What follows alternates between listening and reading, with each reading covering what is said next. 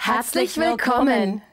We are here to tell you a story of something really awfully quite gory. A fairy tale by the Brothers Grimm in which someone is to lose a limb. The three army surgeons. One night, 3 army surgeons who'd been travelling around the world arrived at an inn.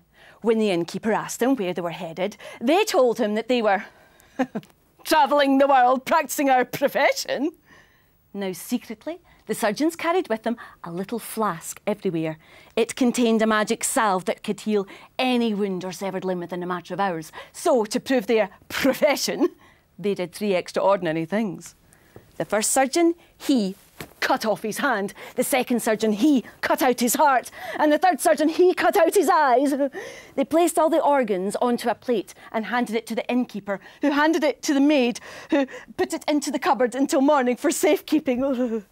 Now, unknown to anyone, the maid had a secret lover who would come to the inn once everyone was asleep to go and get some food. In her haste, the maid forgot to close the cupboard door, and a curious cat came wandering in and carried off the surgeon's hand, eyes and heart.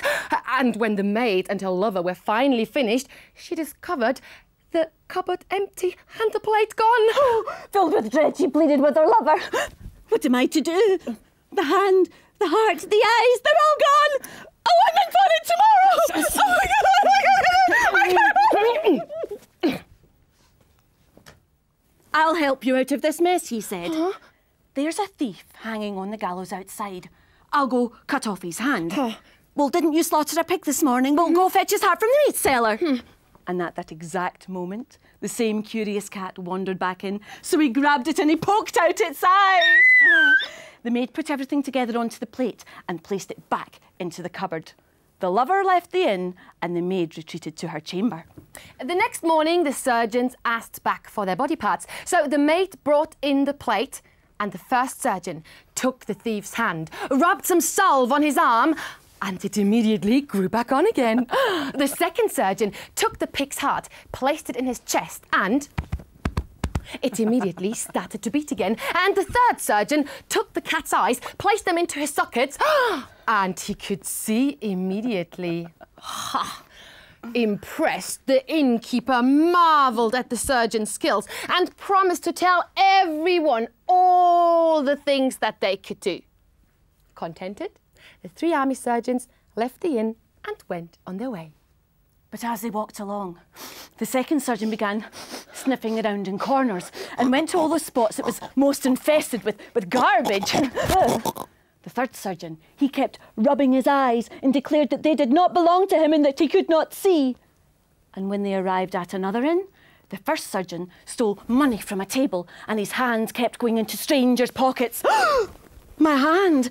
I can't stop myself. It keeps twitching and I've got to grab things whether I want to or not. And at night, when everyone else was asleep, the third army surgeon said to his friends, brothers, can you see the white mice running about?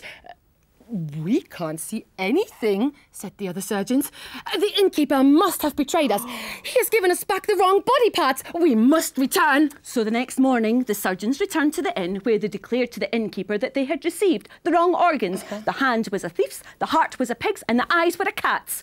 Now, immediately, the innkeeper had guessed it was the maid who was to blame for this, so he called for her. But she had seen the surgeon's angry return and had ran for her life.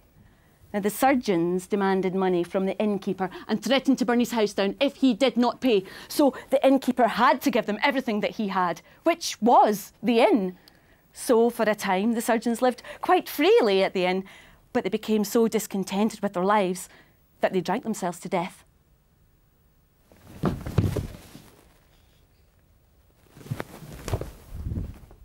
And that's the end of this grim tale. It's just a story, don't be pale. That's it for now. We'll take a bow as Louna say goodbye for now.